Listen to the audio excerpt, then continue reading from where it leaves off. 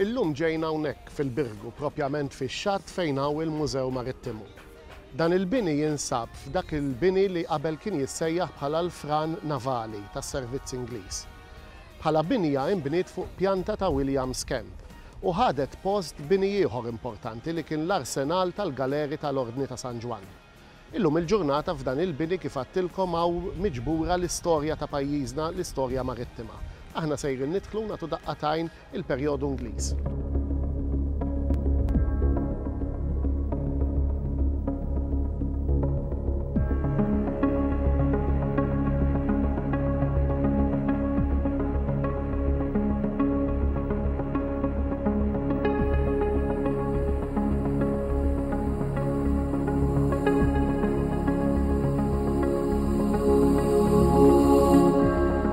Il-mużew jiġbor fih l-istorja marittima ta' pajjiżna kollha, sa minn żmien il-preħistorja għal żminijiet tal-lum. Illum aħna ser nagħtu daqqatajn il-perjodu Ingliż li beda nhar il-5 ta' Settembru tal-1800 u spiċċa nhar il-31 ta' Marzu tad-79. F'dan il-perjodu Malta kienet tista' tgħid waħda mill-iktar portijiet importanti li kien hawn fil-Mediterran u dan il-mużew qed jippreżenta din l-importanza b'mod partikolari.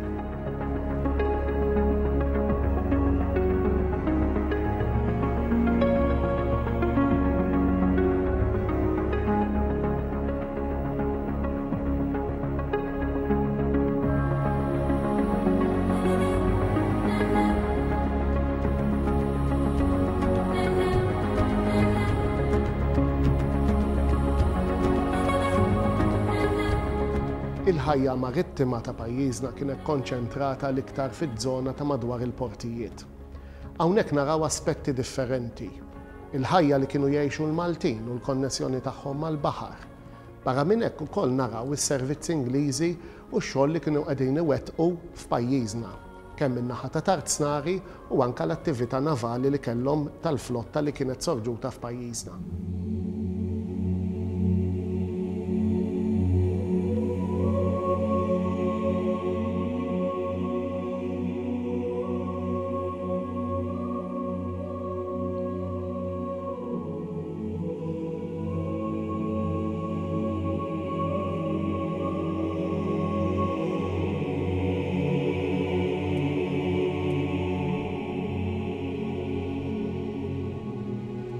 Il-ħajja marittima wkoll kienet teffettwa ċertu binjiet li kienu qed jinbnew madwar il-port.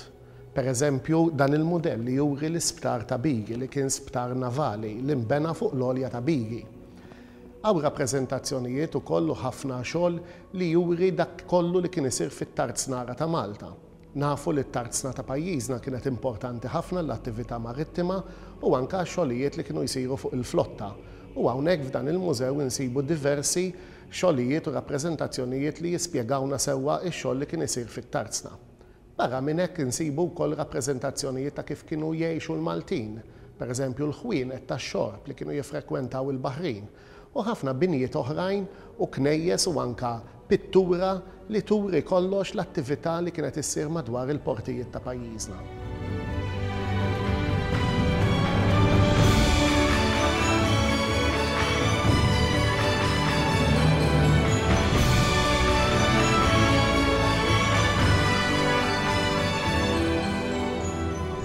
Sfortunatament xi kultant il-pożizzjoni ġeografika ta' Malta daħlet lil Malta f'diversi konflitti u gwerer. F'dan il-mużew naċċennaw b'mod partikolari għal gwerer li kellha x'taqsam Malta magħhom, sija dawk b'mod indirett u anke dawk b'mod dirett. Hawnhekk insibu wkoll affarijiet li kienu jintużaw fil-gwerer bħal pereżempju fit-tieni gwerra dinjija, oġġetti u armamenti li ntużaw waqt dan il-konflitt. Però għal dak il-għan, Heritage Malta għandha mużew ieħor fil-Belt Valletta li jitkellem propju fuq it-tieni gwerra dinjija. Hawnhekk aħna nitkellmu fuq l-affarijiet u l-armamenti li kienu jintużaw fuq il-baħar biss.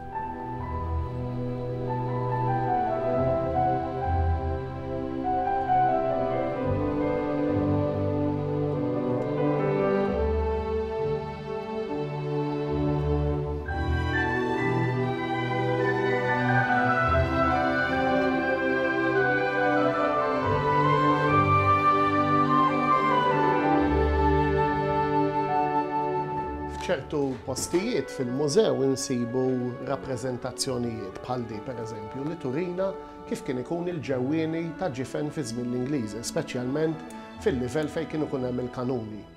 Dawn ir-rappreżentazzjonijiet ikomplu jqarbu lill-viżitatur tal-mużew lejn ir-realtà u għalhekk huma importanti ħafna f'mużew bħal da.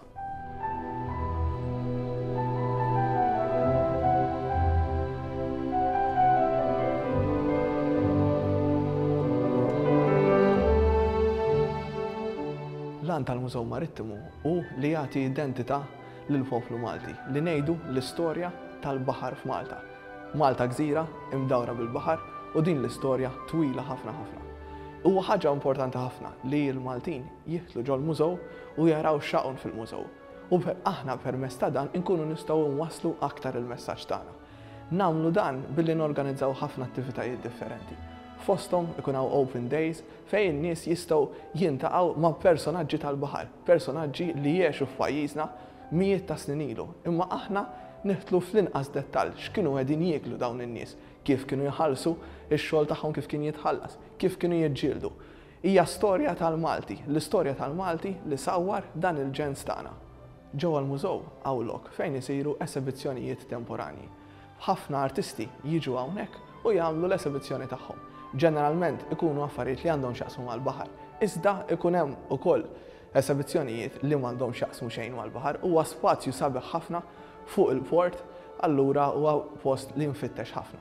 I'm over the moon to show my marine paintings, which is based on history at sea. I paint from the archives of different ships' logbooks, journals, letters home from a young midshipman to his mother or a captain to his wife. And a good example is this here, which is Captain Pellieu's action off of the French coast, and the Amazon went on the rocks. Captain Pellieu described the moonlight scene, and from his notes I painted this painting.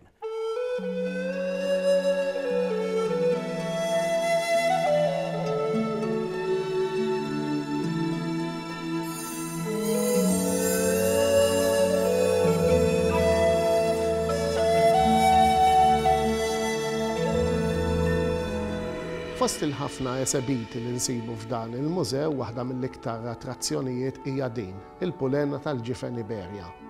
Dan il-ġifen kien ġifen kbir ħafna tal-injam li meta ma baqax jintuża kien ġie sorġud viċin Sant'Angelo u hemmhekk kien jintuża bħala uffiċini. Illum il-ġurnata l-pulena tiegħu qiegħda hawnhekk esebita f'dan il-mużew ukoll.